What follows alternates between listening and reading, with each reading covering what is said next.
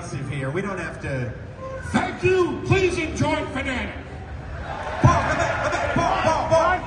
If you have a couple minutes, if you don't mind sitting down, would you guys like it if Paul would sit down with us for a little bit? Please. No, please, Paul. Please.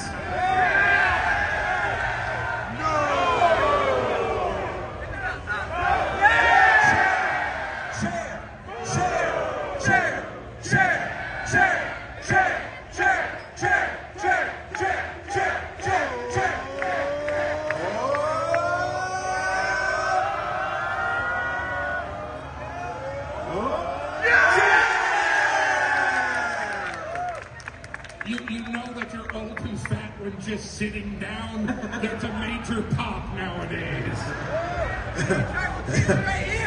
Well, welcome to Not Sam Wrestling, Paul Heyman. It is an absolute pleasure, and I feel like I wouldn't be doing my job if I didn't start this interview with a question that I don't generally ask anymore. What's the haps? What's the haps? Yeah. Sam, not Sam. New York City and Fanatics. That's the haps. They are the haps. We are the haps. Beautiful. Now, Paul Heyman, you and the Bloodline have brought a word to professional wrestling fandom that I felt like wasn't there before. And that word is cinema. The things that you and Roman Reigns and the Usos and Solo Sikoa and the rest of the Bloodline have done. Fuck you, Solo! Fuck you, Solo! Fuck you, Solo! Fuck you, Solo! Fuck you, Solo! If you're gonna whisper it like that, don't bother saying it. If you're gonna say it with some passion. Fuck you, Solo! Fuck you, Solo! Fuck you, Solo! Fuck you, Solo! Fuck you, Solo! Fuck you, Solo! What does cinema mean to you? I mean, I'm not the one that originally described it as cinema. It's something that was bestowed upon us because trying to find the word of what we were doing became difficult because we weren't doing anything that was defined by conventional descriptions within the realm of professional wrestling or sports entertainment. But to me, it's the same thing that we did back in ECW. We stopped insulting the audience of the fans. We understood that you're looking for sophisticated storylines. We understood that it's no longer the day of Hulkamania. It's no longer the day of eyes bugging out of the head and luring the audience in to cheering for us or booing us, that we will earn it on merit. That if we don't deserve the cheers, we're not going to ask for them because we didn't earn it. That we take compelling storylines, that we look at TV shows like Peaky Blinders or The Sopranos or The Wire or Breaking Bad. Notice how these are all gangster shows, by the way. Or you look at the movies that become popular, and then the common thread is that you care about these characters. That even the good guys, the baby faces, have qualities that are kind of repugnant, and even the most disgusting heels will have a measure of redemption to them. That it's not just all black and white. That there is a middle ground, and sometimes that middle ground gets blurred, and then you have a right to choose for yourself which character you like more than the other. So it's just a matter of being modern. It's just a matter of realizing that the way that pro wrestling / sports entertainment was being presented was done. It was draconian, it was antiquated, it was old, it was played out. And it was time for something new and different and fresh and something that played to what the audience itself had been crying for. Yeah, and I think that that's right. Do you, when you realized that this was working, like, okay, everything counts is a motto of Not Sam Wrestling. It's our rule number 3. Everything counts. With that philosophy, and the Bloodline is entirely responsible for that, in my opinion. When you're keeping that in mind, are you doing things like, let's put this breadcrumb here and we can revisit in 3 to 6 months? Or 3 to 6 months later, are you going, you know, we did this back then, that should be referenced? Every single solitary moment, every frame that we're in has meaning for something. And sometimes it's an intentional misdirect, but it does mean something, because that misdirect will play out in a match. Or 3 months from now, it'll play out in a promo. In the very first scene that we had after Roman Reigns lost the title at WrestleMania to Cody Rhodes, we come into the locker room and Cody Rhodes now has the champion's locker room. Yeah. And Solo wants to kick down the door and reclaim it. And I tell Solo, number one, it's not our locker room anymore. Winning and losing matters. Number 2, losing has consequences. And number 3, if we want it back, we have to take it back our way, and that's by order of the tribal chief. So number 1, Solo that night takes Jimmy Uso out of the Bloodline, and he says, winning and losing matters, right? Losing has consequences, right? And when Tama Tonga and Solo took out Jimmy Uso, they looked at me and said, by orders of the tribal chief, which of course didn't make sense to me until we're in Madison Square Garden 3 months later, and Solo turns to me and says, acknowledge me as your tribal chief. So, from the very first scene after Roman lost the title, that led 3 months later to that moment in Madison Square Garden, because when they refer to the tribal chief, they mean Solo, and they took my words of winning and losing matters and losing its consequences and shoved it straight up my tuchus. So everything that we say, everything that we do means something, because that real estate on television is worth millions and millions of dollars. We're going to make everything, and we're going to get the most out of every frame that we're on. And that was also where all of that speculation is allowed to come in, because it becomes now, if every word counts, we can speculate on how those words are interpreted. How did he take that word? Well, he said the tribal chief, but the tribal chief is actually this guy, and now we can have this conversation that has roots and depth on the levels that, like you said, some of those great television shows do. Why is Paulie Walnuts looking at Tony like that? Is he, and that's now become a part of professional wrestling, and I don't think it was there before. Well, one of the things that we all felt that was really missing from the presentation was intrigue. Just conversation. Like, did you see Friday's show? Hey, when he said that, what do you think that meant? And who do you think he was referring to? And why would he say that? So all of a sudden, it's not just, oh, well, he won the match, and oh man, oh, he lost the match. It's a lot deeper than that now, and everything has meaning that opened into discussion and interpretation to the point where there's now reason, you know, the old expression, water cooler talk. Now there's reason for water cooler talk. Now there's reason for open debate as to what has happened, and more importantly, what will happen in the future. You know, you brought up Madison Square Garden, and a lot of people, that's the last time we saw you, and there were people that wondered if you'd even be at Fanatics Fest, you know, in a real way because of what happened.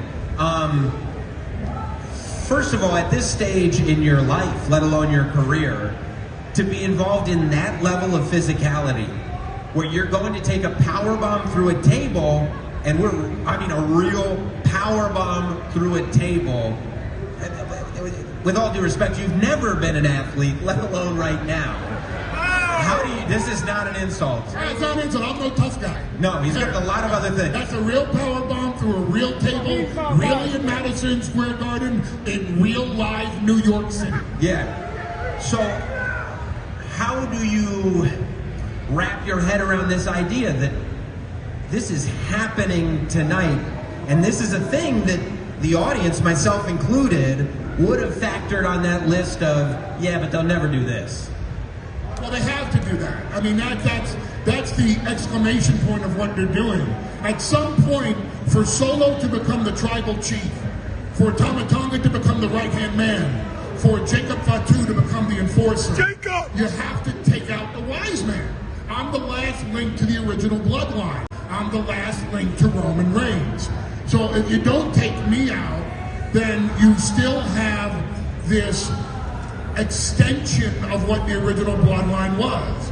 But for Solo to become the dictator of the island of relevancy, for Solo to take over as the tribal chief, at some point, the wise man has to go. And if you don't take me out, then it's just an extension. So there's no better place for them to make their move than in Madison Square Garden, especially a week after Jacob Fatu debuted, and especially coming off all the momentum of his debut, and 5 weeks before SummerSlam, where Solo's going to challenge Cody Rhodes for the Undisputed title. This was, in hindsight, the absolute perfect moment for them to make their move. And if they're gonna make their move, you can't half-ass it. You can't just thumb me in the throat and drop me. If you're gonna go, you go big. If you don't go big, we don't belong on the main stage at Madison Square Garden. And again, with all due respect, you look terrible going into it. You looked quite bad. I think you already had people worrying because you didn't look like you were in the condition to be walking out into an arena in front of people, let alone to be dropped, then picked up, then dropped again through a table. I mean, as a human being, was there any part of you going, this could go horribly wrong? I think just being in it is going horribly wrong. I think the whole object is that every moment after Roman Reigns lost the title is going horribly wrong for the wise man.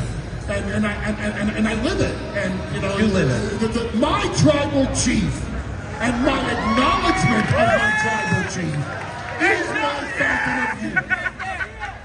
My ability to acknowledge Roman Reigns as my tribal chief makes me a young man. And every moment that I am away from my tribal chief. RTC!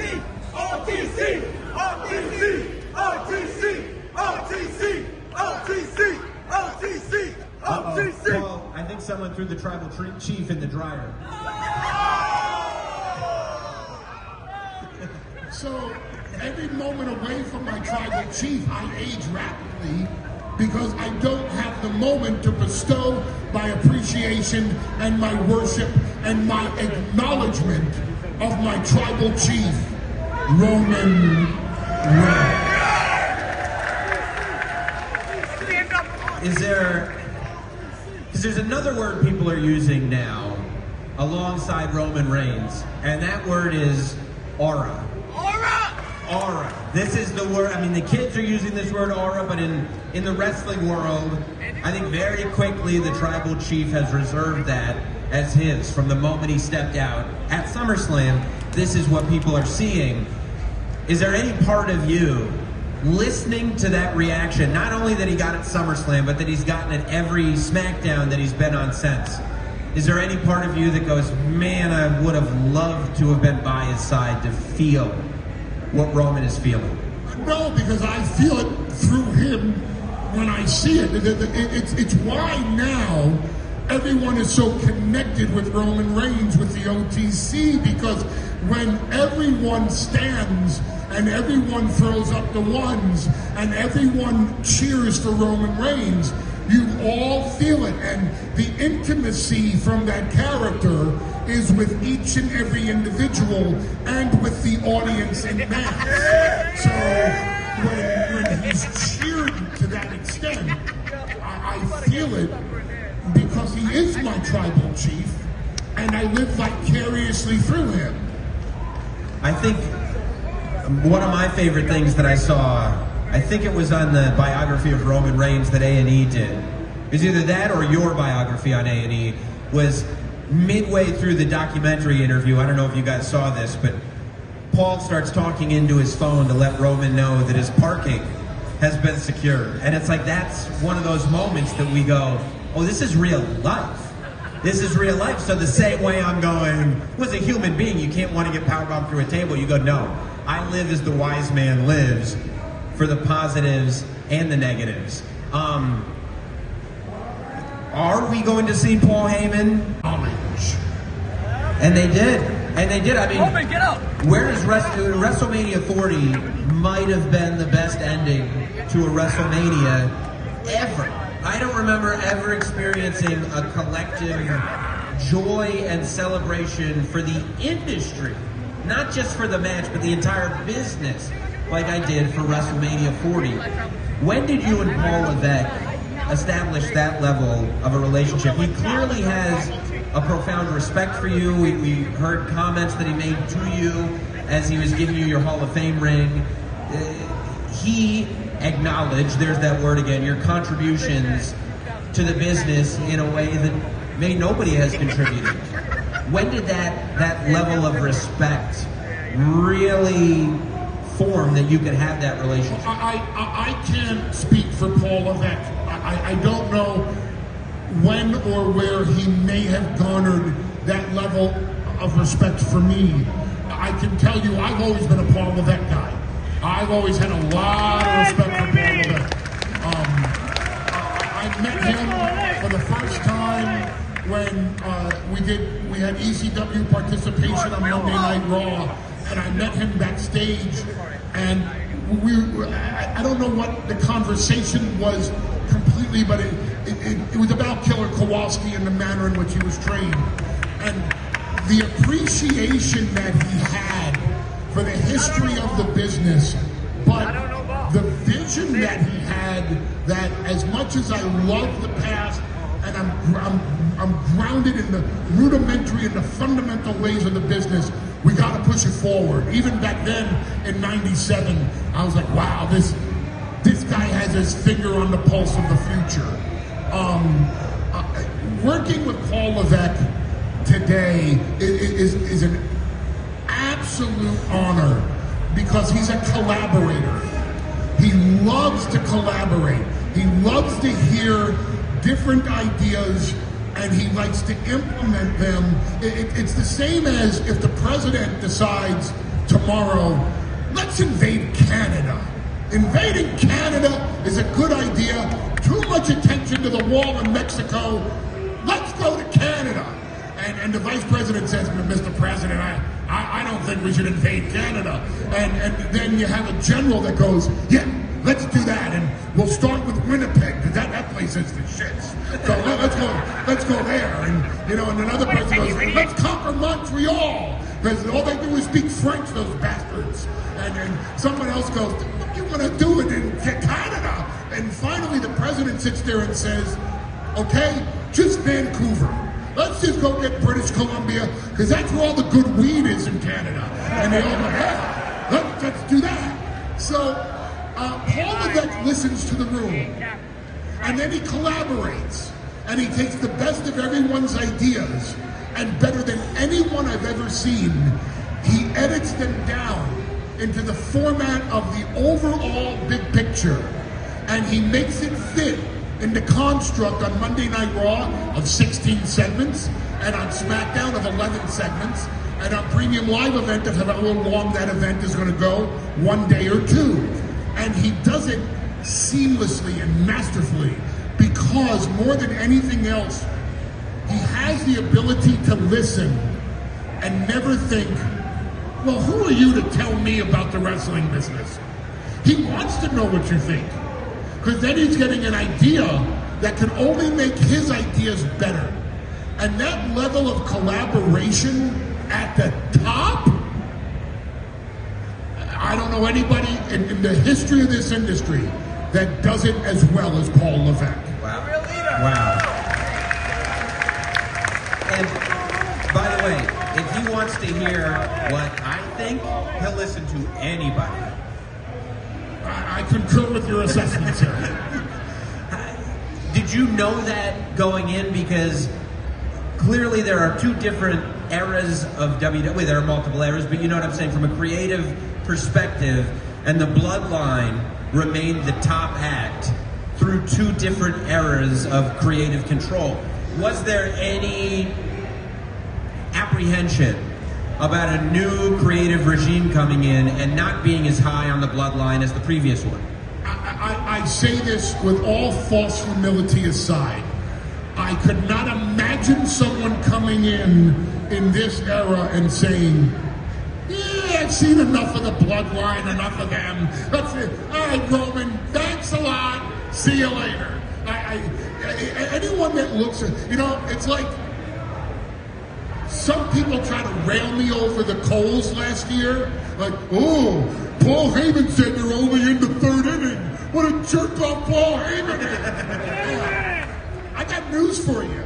I don't even think we're in the third inning yet. And now that you see the emergence of Solo and Jacob Fatu and the Tongans, and the fact that they are a real threat, the first time a real threat to Roman Reigns' dominance, to Roman Reigns sitting at the head of the table, to Roman Reigns being the top star, to Roman Reigns actually being the tribal chief. How many stories can we tell from the position that we're in now? You don't know what Jimmy Uso's stance on this is. You don't know what Jey Uso's stance on this is. You don't know if or when the wise man will return. You don't know who else Solo may or may not have in his back pocket ready to debut. You don't know what our moves, what Roman Reigns' moves, what my moves, what anybody's moves can be. All you know is that Roman Reigns is back. He's back to reclaim the title of Tribal Chief from Solo, and Solo has so much backup right now that Roman's in deep, deep trouble. So, this comes full circle. I can't imagine someone coming into power in this company and saying, we've told the entire story of the Bloodline. I see someone coming into power saying, oh my God, look what I get to play with now.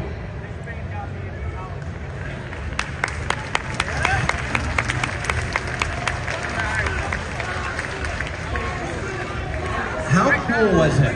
How big of a deal was it? How meaningful was it that when you went into the Hall of Fame, not only was it in Philadelphia, not only did you get to have your family there, not only was it at, in my opinion, the height of your creative work, it's not exactly a down, you're doing the best work you've ever done, but the impossible happened, and you were able to have CM Punk in the front row. Any other Hall of Fame never would have happened.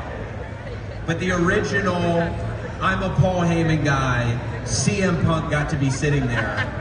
Is it surreal to have him back, to have him there? No, it's destiny, really.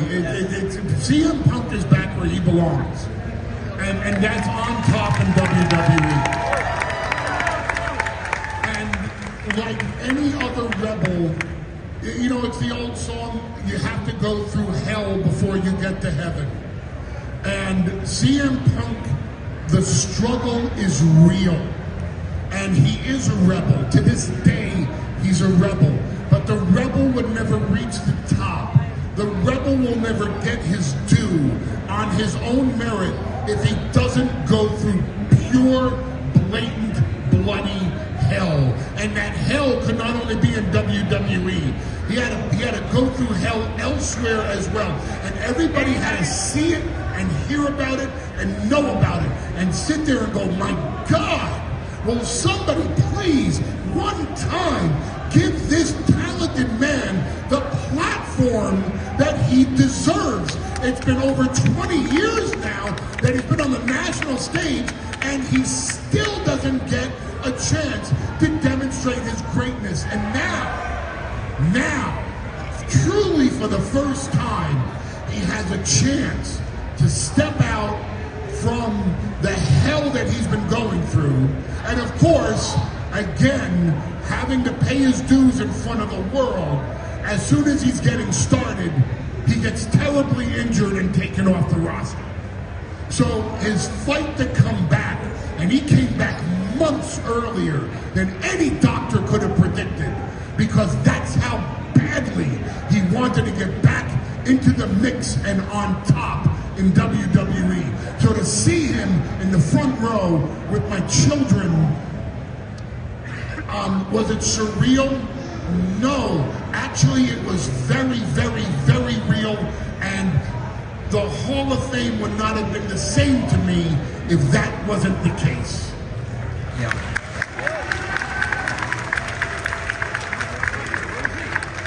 I think destiny is a word when it comes to talking about stuff like that. When I feel like Lesnar is a guy who has mastered the craft of professional wrestling. Physically, he always had it. But from the psychology of it, from the storytelling of it, from the I'm not gonna do this until right now, and now I'm gonna do it, and it's gonna be the most meaningful thing on the show. When do you think Brock Lesnar got to the point where psychologically and storytelling-wise, the art, not the sport of it, the art of pro wrestling was mastered for him?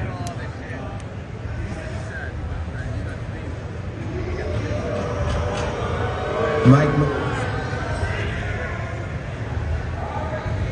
Ladies and gentlemen.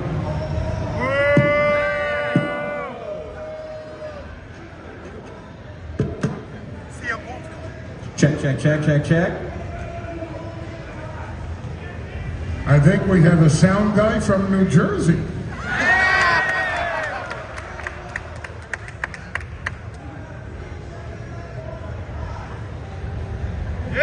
Check, check, there we go.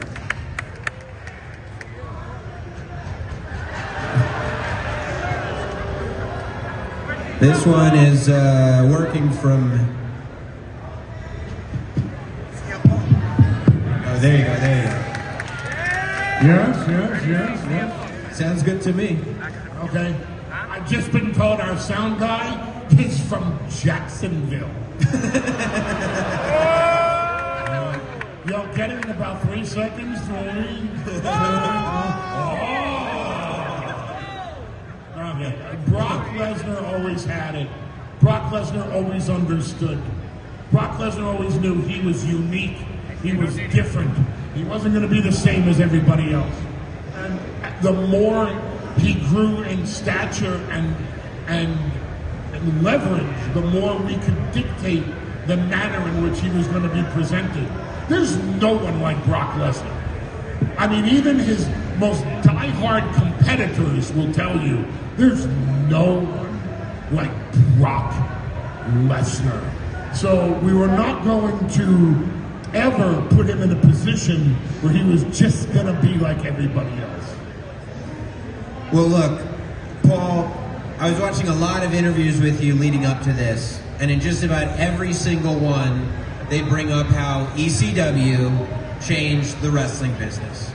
And I think that is 100% true.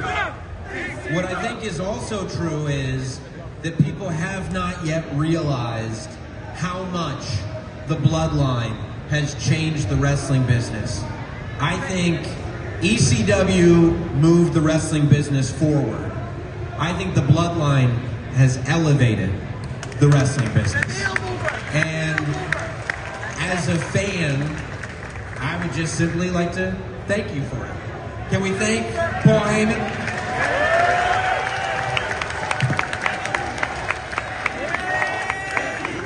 Ladies and gentlemen, the greatest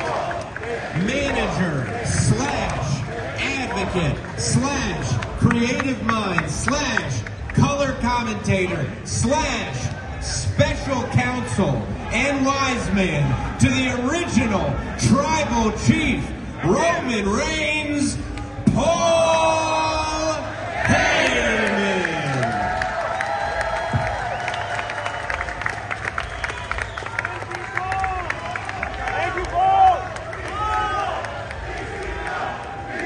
Thank you guys. I'll be back here tomorrow with Rey Mysterio, so come on back. We appreciate you.